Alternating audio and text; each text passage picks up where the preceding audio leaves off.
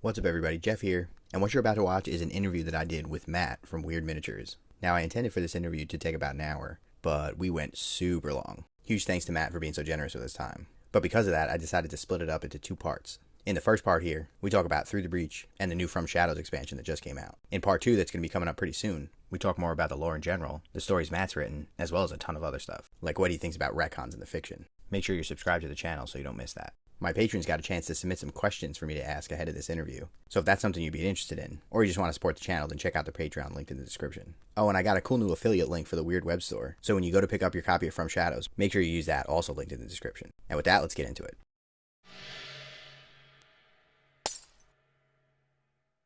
How's it going, everybody? Jeff here, and I'm super excited because right now I'm sitting down with Matt from Wyrd. How you doing, Matt? I'm good. How are you? I'm really good. Thanks so much for joining me. So for Pleasure to be the here. Yeah, so for folks who may not know who you are, can you tell us a little bit about who you are and what you do with Wyrd? Yeah, so I am in charge of pretty much all of Weirds Through the Breach stuff. So that includes like Penny Dreadfuls, looking over one shots, and of course expansion books and things like that. But I also help the design team with Malifaux occasionally. I'm kind of the lore junkie around the place. If anyone has any questions, they can come to me. But yeah, most of the time it's involving story and writing, and obviously Through the Breach is the best way to get those stories out. So that's what I do. Sounds like I'm talking to the right guy then, for sure. Yes. So before we jump into that, can you want to tell us a little bit about how you got involved with Wyrd and were you writing creatively prior to that? Were you a designer, or how did your history go? Yeah, so I'd always kind of wanted to write for the very least, and designing games was kind of a secondary thing I discovered. I was like, oh, this is a career. This is something people can actually do, and from that point on, it really just kind of got to be a huge drive. And I was like, okay, just write every day, try to get better. And I saw that Weird. This is when they were in the Weird Chronicles era. They often would have people who would come in and write stories or little one shots. And so I thought, well, you know what? I'll throw my hat in the ring and see what I can try and do. So after a few attempts, they finally said, all right, well, we'll give you a shot. And so I had a little adventure published in one of the Weird Chronicles. And that was kind of the first, I think, assurance of like, oh, maybe I do have what it takes to do this. So flash forward a couple years, and lo and behold, a position opened up, and they decided they liked my stuff. So I got brought on, and yeah, I'd say definitely in that time there was a lot of writing and personal projects and kind of experimenting with design and stuff like that. So I'd say that all definitely, I think, paid off in the long run. So now I get to do that for a living. Awesome, that's so cool. So when you were initially brought on, were you primarily writing like Penny Dreadful type adventures, or did you join the Through the Breach team right away, or how that work?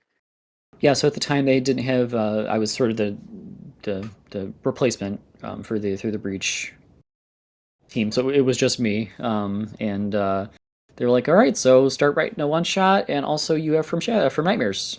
And I was like, "Oh boy, this is the book everyone's been looking forward to." That's not intimidating at all. But yeah, I really just kind of got thrown right in, and it was a little bit of a rocky start, but I'd say that towards as the months went on, it uh, got easier to do, and I think the content that we've been putting out is great. And it's been wonderful to kind of see people get reinvigorated with Through the Breach, and see new people writing one shots and kind of getting involved, and yeah, just really kind of appreciating what that kind of Alpha adjacent game has to offer. So it's been fun to kind of see it grow and kind of help that progress along. Yeah, if From Nightmares is a rocky start, then I'm even more excited about this new book then, because that's a pretty great first uh, take at the jump of the bit. And that kind of speaks to something else that I was going to bring up, which is that I think a lot of people in the community don't really appreciate how small of a company Weird is because of the quality and the scope of the games that they put out. It's very easy to assume that there's hundreds of people working on these games, but it's kind of incredible that you jumped in and just started working on this book, and it was kind of just you working on it. That's pretty special. Yeah, and I mean, for sure, Weird's absolutely a small company. I mean, people think, like Wizards of the Coast or, Asmodee or something like that. I mean, absolutely not. It's a bunch of us in a room yelling at each other, trying to figure stuff out, and eventually we'll have a light bulb moment. Right. But no, I mean, it's, I obviously had everything up, but for sure, I think the team is always involved with, we're all kind of involved in our, in each other's projects from Vagrant Song to Malifaux. It really is sort of a collaborative effort. So definitely a shout out to everyone on the team who has endured moments where I'm like, I don't know what I'm doing. I can't, I'm stuck on this. Please help. Yeah, we're definitely a small group, but definitely tight knit, and the people who I work with are definitely very passionate about what we do, and I'd say they know the struggles of designing a game. So when you're all stuck together like that, it gets easy to kind of you know design for one and then the other. But yeah, for sure, whenever people comment like, "Oh, Wyrd must be huge," I'm like, "Nope, it's just a lot of passionate people, and we're just a handful of us." But I'd say that that just makes what Wyrd's kind of managed to create and foster even more impressive. So Yeah, for sure. I think that passion definitely comes through in the games, and again, like I said before, I think the reason people get that impression is because of the quality. If everything came out and it was kind of half-assed, everybody'd be like, well, there's 5 people working on this game. But when you see that quality, you start comparing it to things like Asmodee or Games Workshop or whoever it is, and that's why you can very easily assume that the scale is the same, which it very much isn't. So very impressive, I'll say. But that gets us to the kind of hot new jam, and I'm wearing the shirt. We have a new expansion that I guess at the time of this video posting will probably be out and available from Shadows. So this is the newest expansion for Through the Breach, and it's focused on the 10 Thunders. Do you want to tell us a little bit about it? yeah, so the Thunders have kind of been interesting. They've for people who are familiar with Malifaux, they kind of started off as that like do the dual master faction, so they kind of had everyone in a different faction. So they're definitely a shadow power player in Malifaux. I think they've kind of always been around, but it's definitely interesting to kind of see how their plots and kind of influence has increased as the overall narrative has continued. And getting to do this book was super exciting because obviously there's this whole shadowy crime syndicate with tendrils reaching everywhere that you get to kind of start delving into and uncovering. And it was definitely fun to do kind of some more ignoble pursuits, and kind of delve into that little criminality. I know that people in campaigns tend to, love to do like murder hoboing and just kind of I'll do whatever I want and it's fine. But I think this book is definitely offers a way for that to fit well into a campaign without kind of drawing a lot of attention from Malifaux's very large and very aggressive enemies like the Guild and the Neverborn and people who will very much put a stop to players who are like, you know what, I'm gonna try and extort someone. And it's like, well, you can try, but before it may have been more difficult. But now I think this book is definitely kind of a overall insight into that kind of style of play as well, which was also super fun to do because who doesn't love being the bad guy every once in a while? So I would make a very strong argument that the Thunders are not the bad guys. That the Thunders are maybe one of the best factions, but we can table that discussion. I There's very agree. few bad guys in I it. agree. Asterisk. Yes, there's Right. bad, but there's also like we're not as bad as some other people. So that was also definitely fun to get into with the lore. Is like, are they bad? Are they entirely evil? So it's definitely a not black or white, but that I think they've morally saved, gray. I think they've saved the world 2 or 3 times now. That's better than most other factions can say. So, but yeah, I mean, I'm super excited to see how they, what they bring to the RPG. I probably only started playing Through the Breach about 4 years ago. I started dabbling with it, and that was at the time I was playing Thunders in Malifaux, and I was really excited to get into some Thunders in Through the Breach. and they're one of the factions that you don't see a whole lot of in the other expansion books. So I think this book is really exciting for a lot of people who want to see a little bit more of that side of it. Absolutely. I mean, obviously they're very inspired by the Three Kingdoms. So that's China, Vietnam, and Japan, and primarily Japan because they are the Katanaka family. They're from Japan, but that sort of those cultures and that sort of influence is so strong that it is definitely very hard to casually incorporate that into like, oh, the Resurrectionist book, or oh, the Guild.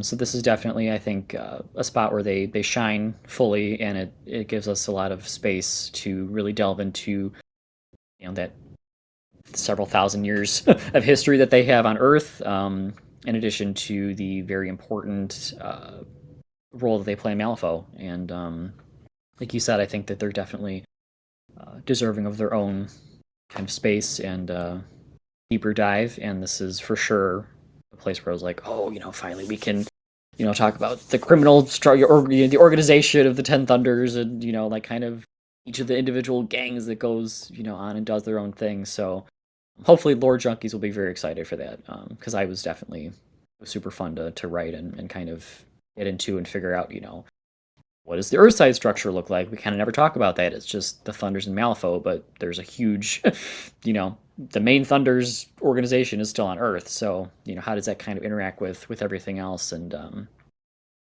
so it's sort of the obvious things that you kind of overlook, but this book kind of pokes you in the back, and it's like, hey, you forgot about this is a huge global criminal syndicate that just does not occupy one city. So it was definitely people will be excited, I think, to kind of learn that as well. Yeah, for sure. I think one of the things we've seen from all the Through the Breach expansions is that there's a lot of little hints and mentions of different things in the background for a lot of these factions, that we don't really see fleshed out as much in the narrative of the normal game. But we get these books, and it's just 50, 60, 70 pages of really good crunchy lore for us to dig into. So that's super exciting. The For folks who aren't familiar with the way these expansions work, there's usually a big lore section, and then there's a tarot, which is a way to build a new character, and then there's a whole bunch of rules with new items and weapons and magic and all sorts of stuff, and then there's a bestiary. But before we jump into all that, we recently saw an article about a new real estate rule set, or some real estate mechanics. Can you tell us a little bit about that? Yeah, so that was kind of a surprise. People have been clamoring for a real estate section for years, and they've always been like, I want to they want to buy property. I just don't know how to kind of facilitate that. So it was sort of a pleasant surprise to be like, oh, all right, we can just kind of throw that in there for them. And yeah, basically covers all the areas of Malifaux City, and it also has applicable areas. So like if you want to purchase property in the bayou, or sort of have like a Neverborn area, there's enough of a kind of overlap to do that. So it covers every area in Malifaux City, from downtown to the new construction zones to the slums, and it will give sort of a script range for if you want to rent a place or if you want to buy it. And there are also several obstacles. So obviously Malifaux is not a place where everything is easy.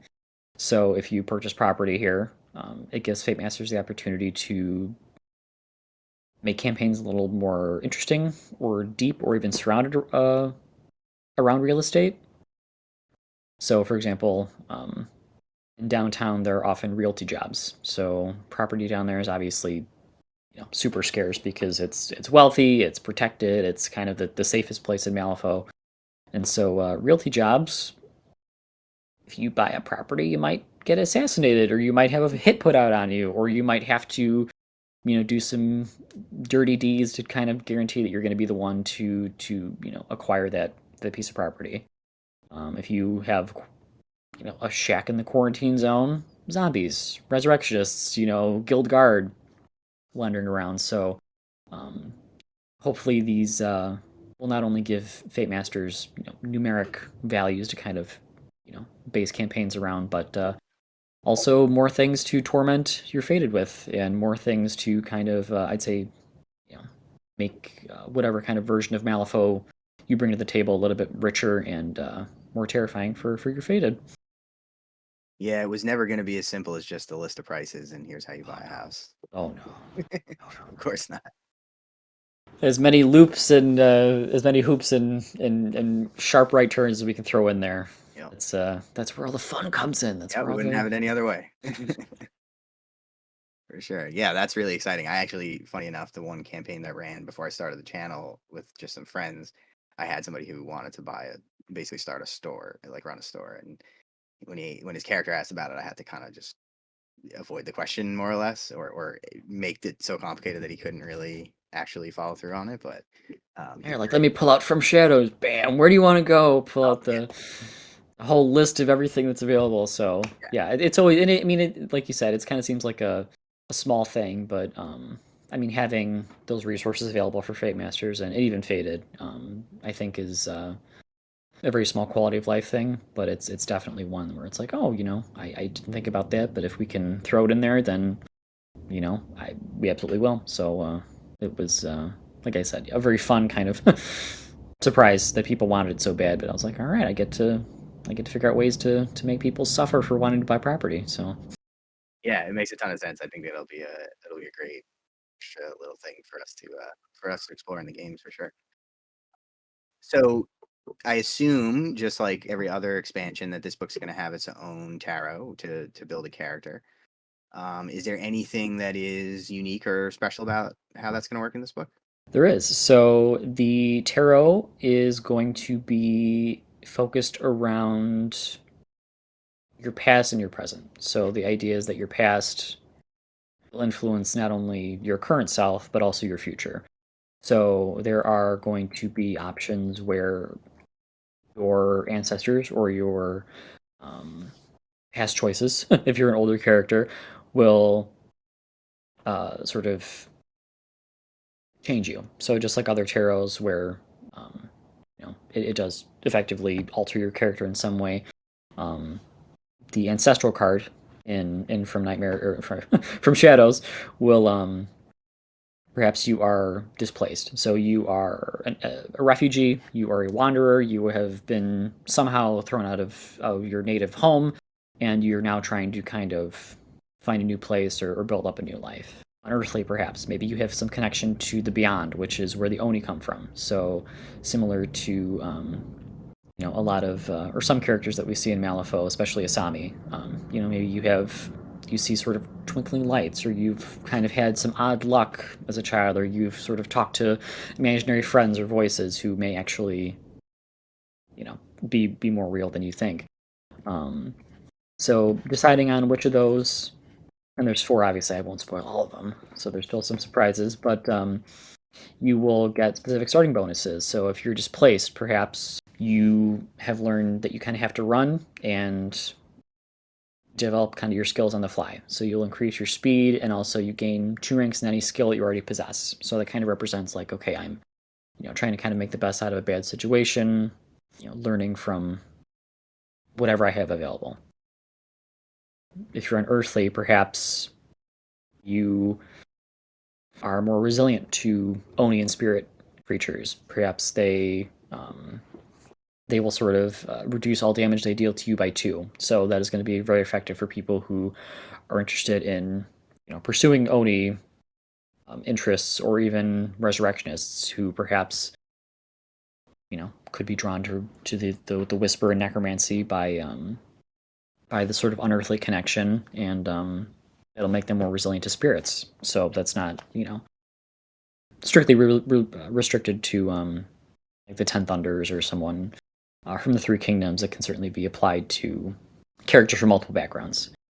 So if you choose your ancestral card, there's also going to be a weight to that. It's not always you don't get benefits without any sort of negative. And the ancestral weights are interesting in that they're going to be permanent effects that you kind of have to deal with throughout the game.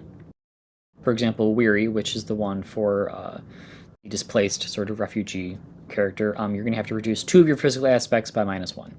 So that represents you are just exhausted, you're tired, you've been fleeing constantly, you've been running, and you do get a benefit, but also you're going to have to work around these weights that are now going to affect how your character progresses from the time they're created until the time they die. And that's going to be an interesting thing for players, I think, to try and figure out, okay, what is worth getting this initial boon if I know I'm going to have to kind of deal with this kind of chronic problem down the line. And it's not something we've really done before in Through the Breach, but story wise, a lot of people loved it for the fact that they were like, oh, this sparked kind of a new through line in a campaign, or it offered us a new chance to kind of delve into my character's past, or there's always this kind of thing that I can always engage with that even if there's a lull in a campaign, you can always be like, oh, by the way, don't worry, you're still cursed, or there is still somebody you owe money to. So yeah, hopefully people will enjoy this sort of pick your initial benefit and then deal with the consequences as you continue on. Yeah, I think so. I've been running some of the pre-written adventures, the Penny Dreadfuls, on the channel with the community basically, and it ended up being a lot of people who've never played before and have always wanted to and just never had the opportunity. And one of the things that I hear from a lot of them, and I remember having the same experience when I first played the first time I played, is that the process of going through the tarot to create a character often really gives people inspiration or ideas for how to build characters, and maybe even they might have had something planned, but it gives them a different idea that they like and they run with that. So that what you were just talking about sounds like another great example of that, where it's going to add some depth to that character and develop out their story while also kind of tailoring their stats and everything. So that sounds really cool. Yeah, the tarot is also, and that's exactly what you just mentioned. Is one of the things I love about Through the Breach is that you may go in with an idea and you may come out with a completely different idea that excites you just as much. Yeah. And for the ancestral cards, it's interesting that it not only affects your character, but it also will give you a little bit of interest and insight into their family or their past or people who they've interacted with in their past. And so it's also a great way to introduce Fate Master characters or kind of other relationships and connections a fated character using this tarot might have had in their past. So it's a great opportunity for Fate Masters who like to reveal a very important character at the end of a session and then be like, and that's all for this week. Mm-hmm. Okay. So that was definitely also in my mind where it was like, oh, this is, your past. It also includes people, so obviously they will probably show up eventually because it's Malifaux and bad things happen. For sure, yeah. One of my favorite things to do when the new expansions come out is probably the first thing I do is go look at the magic, so because the magic system in Through the Breach I think is amazing. It's so interesting to be able to kind of tailor your spells to different circumstances with the magia and the grimoires and the immuto that you can kind of mix and match. So, what can you tell us about any interesting new magic that we're going to be getting in this expansion? So the magic is obviously we have new magical theories. We have the single path, the Art of War, and Azura is not. So you can kind of figure out the lore people will be interested to trying to figure out what those could possibly do. But the one that I'm most excited about is Ceremonial Writ. So it essentially will allow you to automatically have the Ceremony Immuto in addition to any other Immuto you know.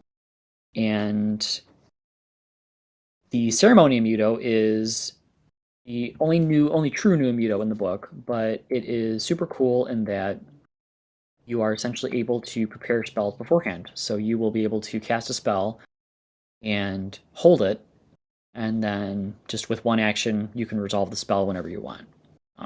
Obviously, it only lasts for a day, but the idea is that you are performing some sort of ritual or rite that allows you to harness magic and keep it with you until it's needed. And I think this is going to be able to provide some interesting options for Fate Masters and Fate Master and Fated. Sorry, mostly because I think it's going to take out a little bit of the stress of like I need to cast, I need to cast an elemental blast right now, and I'm just not getting the cards for it, or I kind of wish I would have prepared a little bit better.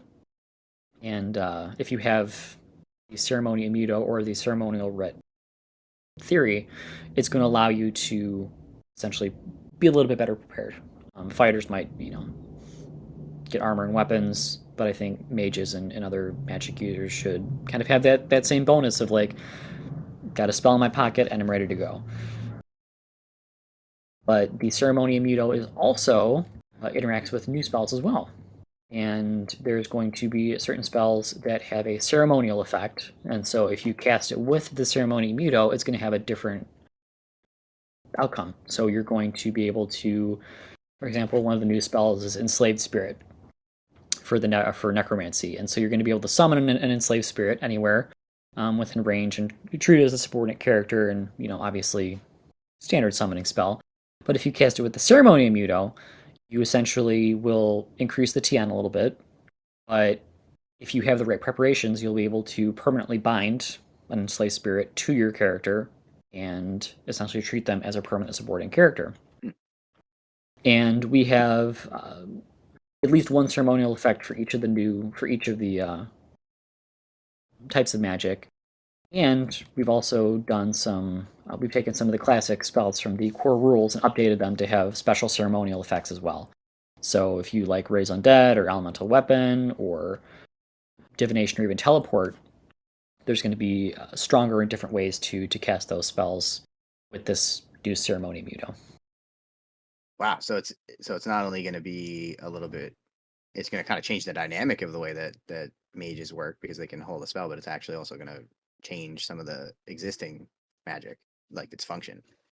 Yeah, absolutely, and they're going to be not different effects, but they're going to give you a different, be a little bit of pause and be like, all right, do I want to prepare and kind of devote the extra time and energy and resources to casting the spell in the ceremonial way and kind of get these extra benefits, or do I just kind of want to cast it as normal and not have to worry about all that? And so, obviously, both ways are certainly valid, and we wanted to definitely keep make sure that you wouldn't just be casting a ceremonial spell constantly and just be like, I have to do this all the time. There definitely is payoff. They're stronger, but the TNs increase significantly, and a lot of these also include just your character needs to invest, time and resources. Like this may be a spell that you cast over several weeks, not even a day, if you want to really get that awesome effect. So yeah, I'm definitely excited to see, like you said, how that dynamic changes between people who might not want to use it, might want to use the ceremony stuff a little bit, and those of them who are like, all right, I'm gonna hunker down in a room for a month and just figure out how to best cast this spell, and hopefully pull off a big plan or big heist or whatever their goal is. So I'm excited. Yeah, and it sounds like that. It kind of, you were sort of alluding to it there, but it sounds like that's going to be an interesting way that it affects the narrative of how their spellcasting works, because it's not just here's an extra thing that I do when I cast magic. It's going to actually, I assume there's some actual ceremonial aspect to it. It's going to take a longer time, so there's some process that the character will go through, instead of just slinging firebolts or whatever it is. Absolutely, and there's even some material components. Like if you want to enslave a spirit, you need a certain, they obviously wear the porcelain masks, so you're going to need to sort of get that mask, prepare it, and kind of it will really feel like a ceremony or ritual where you're like, all right, I have to make sure everything's laid out perfectly, I'm not interrupted, and then you can kind of go ahead and cast a spell. So yeah, even for role playing purposes, you have to acquire stuff and like you said, invest more time, and it's yeah, hopefully it'll add that new dynamic and allow people to play casters who choose to divert their power in different ways, and hopefully do some awesome things with the spells as well. Because some of them, TN goes up to 25, and so you reduce it in specific ways, but that should give you an idea of how impactful some of these spells can be. So right. Are there any mechanics in there for it going horribly wrong? Can we make another Burning Man, or is that up to the Fate Master? It's up to the Fate Master. There are definitely some effects where it's like you need to be very, very careful. Like if everything is not perfectly in place, I wouldn't even attempt it because something very bad can happen. But yeah, of course, Fate Masters can be rough. Like, well, you missed the TN by 1, so here we go. You're all scattered across Malifaux, and you have to try and get back to each other. So figure it out. I didn't try the spell, so it's all on you. Yep, it was your fault. You brought this on yourself. Yes. And then another really interesting section of the book it's a lot of fun to dig into, especially for clues about what we might see in the other games in the future, is the bestiary. So what can we expect from the bestiary out of this book? So the bestiary is obviously every book has had a narrator. Emmeline Bellerose did most of the books, and then she's kind of her story is continued in certain ways through From Nightmares and also in From Shadows. She's now president From Shadows, but she has a connection to the newest Malifaux master, who is Linley, and she is the for people who have been living under a rock since Madness of Malifaux. She's the new 10th Thunders Master who focuses around the Red Library and the Library of All Things. She's kind of the one who is researching things for the Thunders, but also can pull mythological creatures, stories, and things like that out of these books and relics that are found inside the library. So she is our narrator for this particular bestiary. So we will kind of get her insights and her research into a lot of the new creatures, which rarely include Oni. There are a lot of definitely Oni and spirits and things like that that I think people will be excited to see. We've already had some previews. Obviously, the Katsu Bake, which is the sort of demon umbrella with the tongue and all the bunch of hands, and the Kitsune, which we showed off in the Wallace Weekly that also had the real estate in it. But there's also new stuff, obviously. We have some things from the other side, especially, including the Papa Akaname, which is the super enormous, terrifying version of the regular Akaname, who are the little like trash, filth-eating swamp fiend spirits. Um, but yeah, it's definitely I think going to give people a little bit of a pause because a lot of these are terrifying because they literally come from another realm. But a lot of the things that are represented in the bestiary can also be incorporated into faded characters as well. In what way? As like a pet class? Ah, yes. There's an advanced pursuit, which essentially allows the fated to take on the role of someone who is perhaps foolishly decided to either deal with the beyond in some way or contact an Oni. And this is the possessed advanced pursuit. So it essentially will allow a created character to not only exist as themselves, obviously you still have, you know, your mind, your body and all that, but it will also give you specific aspects of Oni. The Oni that is literally possessing you and sharing your soul will grant you some of its physical changes and some of its special abilities and actions and things like that as you continue to go down this advanced pursuit. And it can emerge sometimes. It can kind of have a mind of its own, but it sort of will be based on how far you want to push down the possessed pursuit. And so I think people are going to be very excited to kind of, you know, incorporate that half possession kind of, you know, person with two shadows character where it's like, oh yeah, I look normal on the outside, but there's something else I can, you know, unleash on the inside. So that was definitely something that we haven't done before. Is that it heavily ties into the bestiary and gives you options to literally command and or play an Oni as a partly fated character. We can have our very own Amanjaku inside us. That's exciting.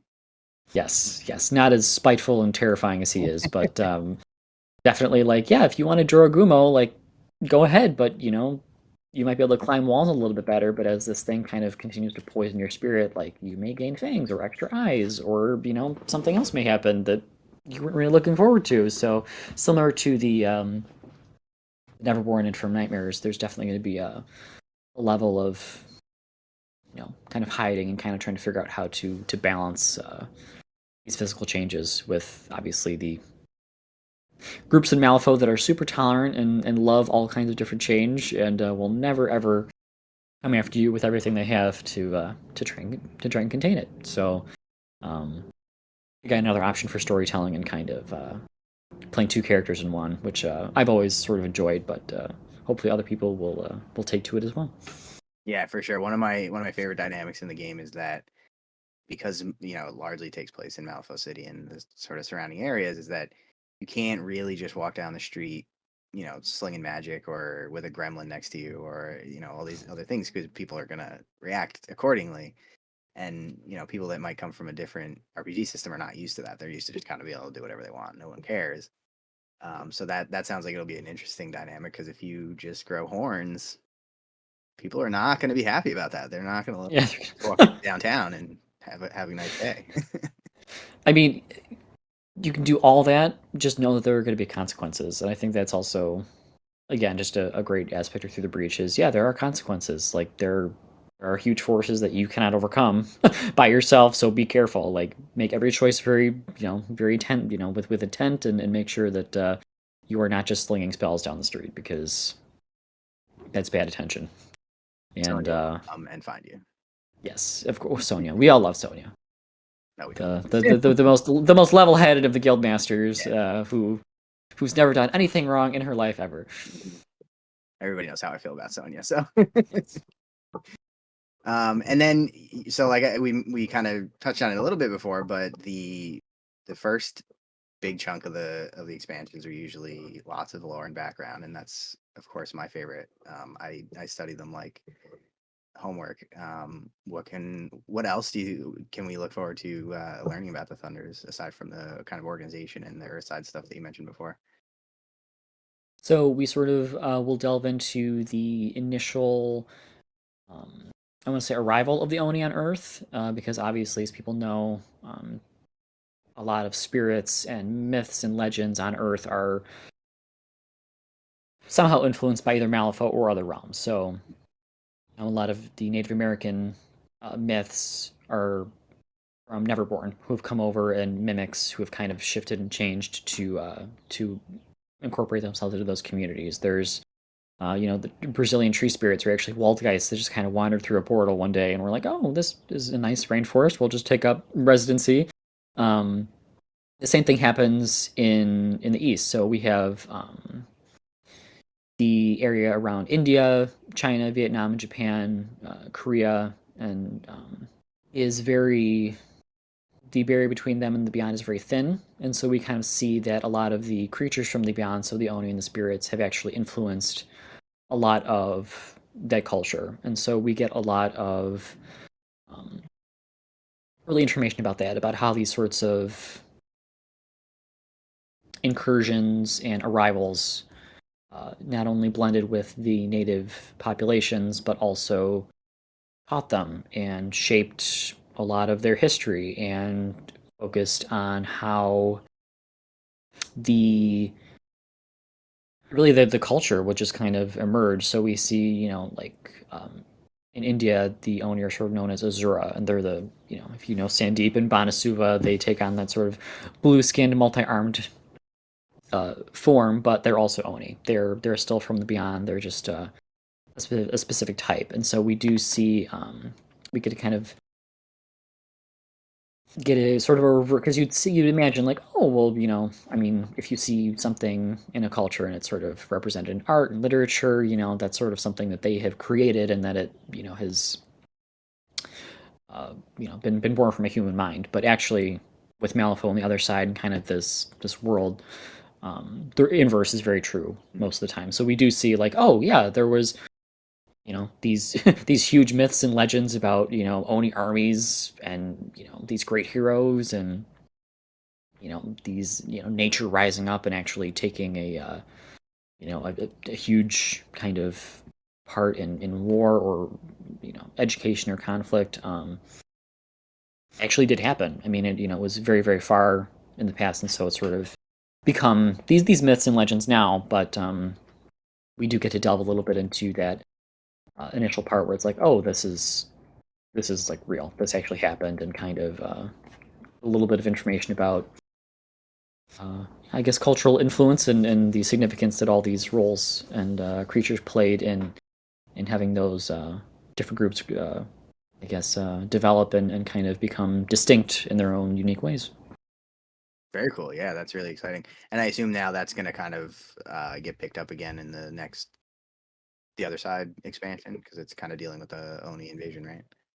Exactly, yeah. And so that was kind of a fun little twist here as well, of like, oh, we all know about the dragon and kind of coming over, and then Shizul came over, and then he tore space and time, and then he got lumped into a sword, and so everyone kind of knows about that. So those things in the timeline are there, but it also has like, yeah, I mean, the Thunders were not formed in Malifaux; they were formed on Earth, and so the politics and sort of schemes and things that went on Earth were almost more important than kind of what happened in Malifaux, because it's like, oh yeah, this is this is how Thunders were born, and then they have this enormous criminal empire that, like you said, yes, is now having to deal with the Common and these sorts of alliances that are coming to fruition with the Three Kingdoms, and getting to talk a little bit about lore, a little bit about Earthside lore in a expansion for Through the Breach is a weird little twist, but I think it was one that I certainly enjoyed, because we certainly do get all the awesome Malifaux stuff in there, but it's also going to be heavily impactful and helpful for Fate Masters who want to do a campaign on Earth, or who want to, even do a couple adventures there, where they're going to have a much more solid understanding of how the Thunders function, and really all these very complex cultural and historical connections that need to be taken into account when running a game in one of these areas. Yeah, for sure. That sounds awesome. Is there a meaningful distinction between the word Oni and Kamon, or are those used interchangeably? So the Oni is more of a kind of an individual, kind of weaker spirit. It's normally like there are 1 to 10 Oni, but the Kamon is sort of the name that they've adopted for themselves as this, almost as a title, I guess, like the unifying kind of like, we are the Kamon, we are the the Kamon occupy the beyond. Sure, it has spirits and Oni and all kinds of other creatures, but that's the Kamon is more of the overarching banner that they all kind of gather behind. So if anyone is confused about that, Kamon is everyone who is from the beyond, and the Oni is those individual kind of bits and pieces that manage to come over and like find a host, or manage to somehow exist on Earth without getting sucked back to that horrible realm. Okay, got it. Thank you. That's very helpful. So we talked about the sort of various different parts of the book. Is there anything in this book specifically that you worked on that you're especially proud of, or something that maybe that you worked on that you think stands out as being especially interesting for you? Yeah, I'd say there's definitely the fun part about writing Malifaux stuff is the little details. So it's stuff that is like, it might be a building, or it might be a person, and the Ten Thunders, Little Kingdom, and even just kind of Malifaux stories in general have provided us with a lot of very unique kind of mentions. I mean, people are like, Damien Ravencroft, for example, was mentioned in one story, and he's become a fan favorite. And so being able to pick these little lore tidbits out of, previous seeds, or, stories that are, ages and ages old, like the Library of All Things, was in a story years and years ago, and now it's back, and it plays a very significant role in kind of what's happening now. And so I'd say a lot of the stuff in here that I'm proud of is just the kind of filling in the blanks, like who works alongside Katanaka's, like, Misaki and all of her agents, like who else is a power player there? What other ancestors like Yin and Toshiro have they kind of been able to summon up? What other areas? We have the Red Library. We also have Wittershin's Lane, which is also mentioned in that same story. It's a alleyway that you don't want to go down, but its power is very, very origami, then you can. Exactly, yes. Make sure you get the right guardian. But then there's also stuff like Promise. Like Promise has kind of been an area in Malifaux where people know about it. It's like, oh yeah, it's a Ten Thunders city in the mountains that kind of is next to their hidden breach. Nobody knows about, but how do you deal with Promise? Like, how do you deal with people who are coming through and like they might be loose-lipped, they might talk about stuff? How is there kind of a society there that kind of functions? And so giving some more details into Promise goes on there, and even like little stuff like the gates, like the Obsidian Gate is obviously the sort of a giant gemstone that is on Earth and was sort of guarding not really guarding, preventing the Oni from coming in through the Beyond. But we introduce, it's not the only gate. There are multiple gates, and they're scattered everywhere. And you're going to want to be very careful about where how you interact with these and what they kind of do. But they're not as hard to get as you might think. So, yeah, long story short, there's just a lot of these very tiny little bits and pieces that I think lore nuts are definitely going to be like, oh, I remember that, or oh, that sparks. I remember I read that story where this thing was in there. It'll also answer questions like how do the Thunders keep people in Promise, and how do they make sure that no one tells anyone about Promise? What happens there? So there are going to be a lot of questions answered, and a lot more questions brought up, which I think is always a fun and necessary part for lore. You gotta always leave people wanting more, right? Yeah, for sure. So on the subject of little details, so for the campaign that I've been running, we've been kind of playing it jump in, jump out. We have a different crew every week. And the way that we've sort of justified that on a narrative level is that I kind of wrote a little bit of a backstory for a consulting company that works with different agents. So there can be a different team every week. How do I get that incorporated into canon in the next book? Do I have to fight Waldo? Do I have to bribe you? What's the best way to? Bribes are always good, but the best way is, I can't really say that we take stuff from people. It's definitely, I don't think I can really recall any time where it's like, oh yeah, like we took, like that's a great idea, so we'll incorporate it.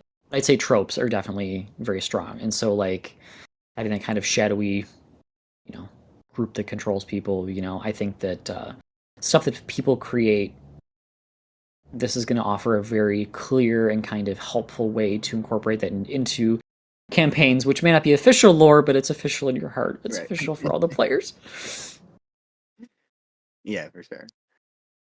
So you also write a lot, like you mentioned before. That's kind of how you got your start, is by writing pre-made adventures, and you work on a lot of the newer Penny Dreadfuls that have been put out. Where do the ideas for what subjects to touch on in those come from? Is that something where you just kind of, it's something that you like, so you latch onto it and you run with it, or how does that work? More often than not, yes. If we're like, oh, this is really cool, we should kind of make an adventure on this. That's a perfectly legitimate way to obviously start an adventure, even have a reason to play a game. But for the Penny Dreadfuls, a lot of time it is a bigger kind of event in the lore. So it's something where, like, for example, in Return to Innocence, like that not only kind of wraps up the Innocence adventure, but it also will be affecting the town in the lore from now on. So whenever we reference Innocence, it's kind of like, oh, we're taking these sorts of impactful moments and slightly referencing them kind of in the way that the Penny Dreadful might have ended or should have ended, or incorporates it at least in some way. So I won't give too many spoilers, but for people who have played In Defense of Innocence, they'll know that Return to Innocence is definitely a way to permanently affect the world. And ultimately, I think that's it. It's like a lot of these bigger campaigns, like the Nythera campaign a while ago. It's major, like world events, and they get sort of canonized really in the lore. And it's always fun to kind of say like, yeah, even in from Shadows, the Obsidian Gate is mentioned, and it's like there's for people who are careful readers, there's a way that we kind of make sure that anyone who's played that adventure is mentioned in a fun little way. But yeah, the Penny Dreadfuls are mostly supposed to be bigger, kind of world altering events, and those are the ones that usually get longer stories and adventures because they're just bigger stories, and to be properly incorporated into the lore, that's sort of the space that they deserve. So Cool.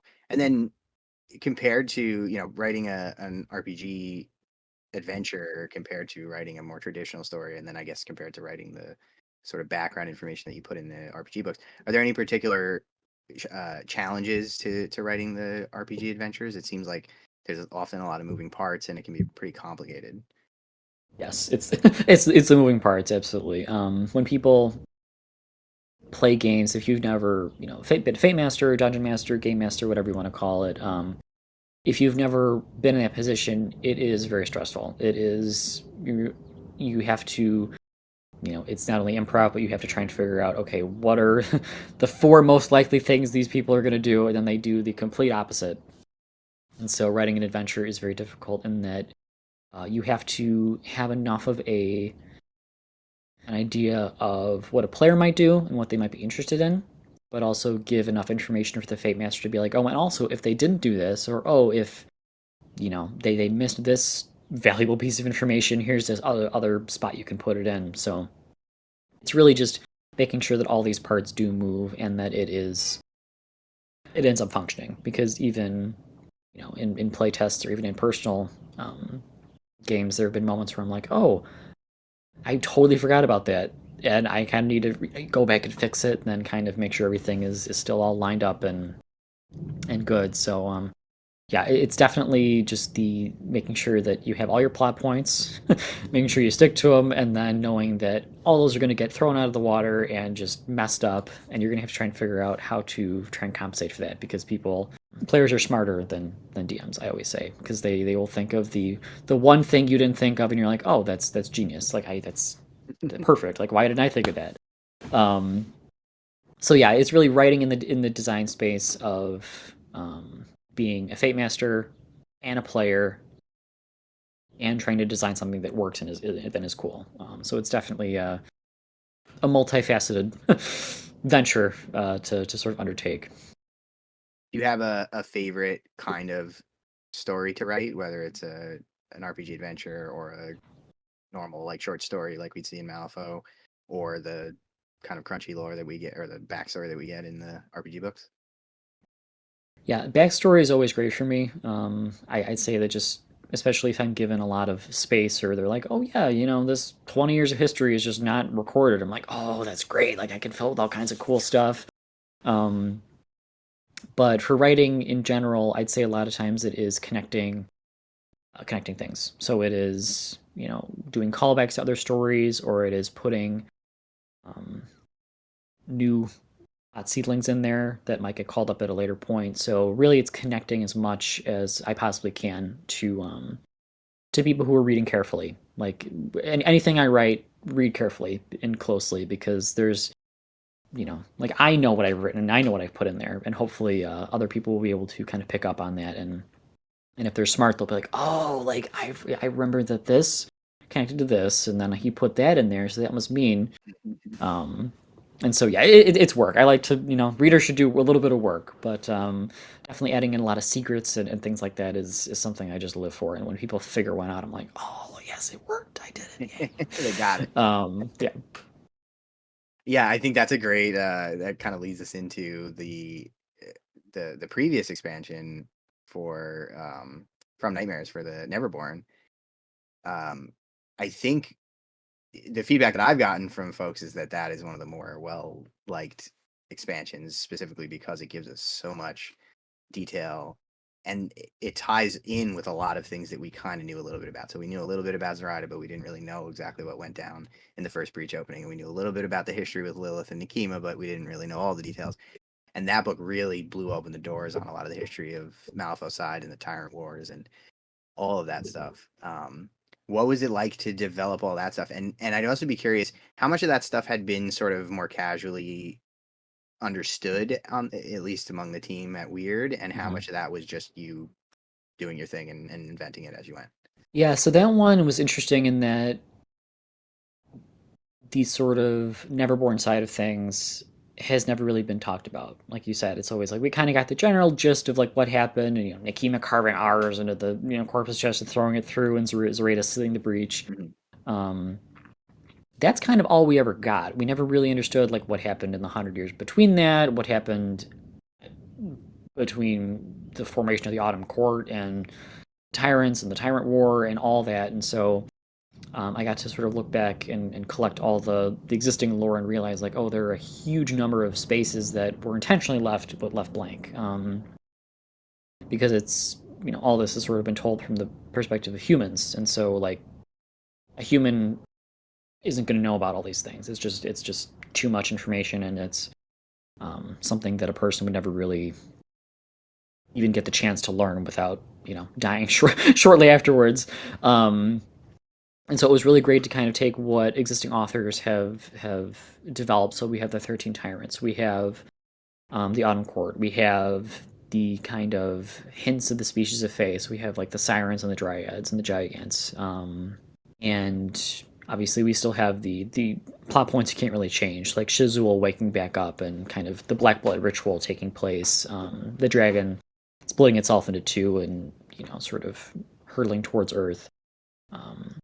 It was a really great opportunity to finally be able to fill in all that space, especially as someone who has been a lore person. Where like, I need to know what happens. Like I need to know. If I don't know, I'm gonna go crazy. This is super interesting to me, and so let me know what these hundreds of thousands of years in between all these events, what's been happening. And so it was super fun to kind of be like, okay, let's take what's existing, but I was very conscious in making sure it melded together very well. So not sort of overriding existing lore and really just trying to add to it in a way that is respectful to both, I think, the audience and people who've come before. Like we have, we know that the Fae used to have these gigantic golden cities, and they were kind of constructs were discovered in Malifaux City, and so there's some indication that okay, there was clearly craftsmen who were there, and they became the Oa, and so it's like, oh, that's sort of a natural segue, and it's they were always there. They've just never really been mentioned. They never really been specifically called out. And I think really that was one of the great pleasures is being able to kind of ghost right alongside other people who were there, and they're being like, okay, I put something in here, it's this sort of the secret's been hidden for 5 or 6 years. So if you want to take this and kind of run with it, feel free to go ahead and do that. Like one of the biggest ones was people have always been confused how Malifaux City is sort of an amalgamation of all different cultures on Earth, and it's sort of like how we know that there were a couple breaches, but not enough that any of this could have really happened in that span of time. And so you have the dreaming ones, you have the realm of dreams, which became the realm of nightmares, and you kind of have this explanation to for why this event happened. But in addition to that, you have like, oh, that's how Nightmare became Nightmare. That's kind of what his goals are. This is what how nightmares even came to be. And so I'd say that was probably one of my most favorite parts, is just being able to hopefully add to the lore and not really detract from anything, or have people raise questions or be like, hey, hang on a minute, this shouldn't have happened, or this doesn't make any sense. So yeah, I'd say that knowing my constraints and being able to work inside those was definitely super fun.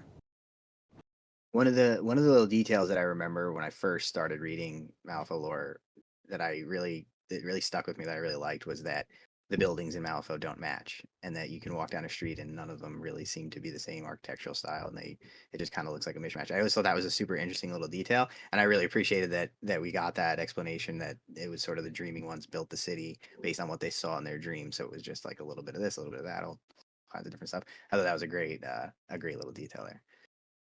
Yeah, and that was sort of the struggle as well. Is like, how much do we tell? Like, that's a great detail. I mean, like you said, I think it's a great detail and kind of a fun little tidbit. It doesn't really affect games, but for people who are interested in lore, it's like, oh, finally I have an answer to this question that's been burning in my head for years.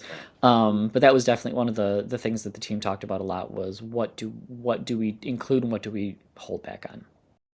And there's definitely a lot of stuff that I wanted to include, but either other people on the team or even myself, I was like, you know what, shelve it for now. If we need to, we can come back to it. But it was definitely a balance of giving people enough to to say they had hunger, but also don't have it or be erased completely. Have those questions, have those curiosity moments, have those things where people are going to have they're going to have that question for another 5 years, and then hopefully it gets answered. Maybe not.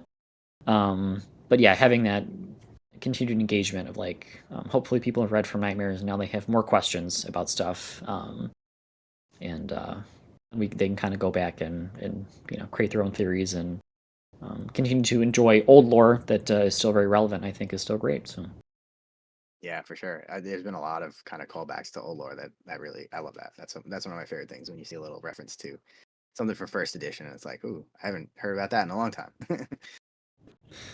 So before we move off of Through the Breach, anything you can share about future plans, where things are going? Are we gonna round out the other two factions with expansion books in the future, or what are the plans? I can't say too much, but I have ideas. I know that a lot of the people on the team have ideas, and we're all very excited for those. It might not be things that people expect, but it is stuff that I think will still be received well, and will continue to kind of be a great source of um, lore for people who like that kind of stuff. But no, rest assured, things are in the pipeline, and we're just trying to figure out what to give you all next. Awesome. Well, great to hear. I'm looking forward to whatever you guys do next with it, and I'm super looking forward to getting my hands on this book. So very exciting stuff. Thank you so much for coming on and chatting with me. Everybody, go check out the new From Shadows Through the Breach book. It's gonna be great, and thanks a lot. Yeah, thanks for having me. It was a great time. Absolutely. Huge thanks to the extremely cool kids tier on Patreon, the Steam Powered Scoundrels, Dogmatize, and Biclops Gladiator Games, and thanks for watching.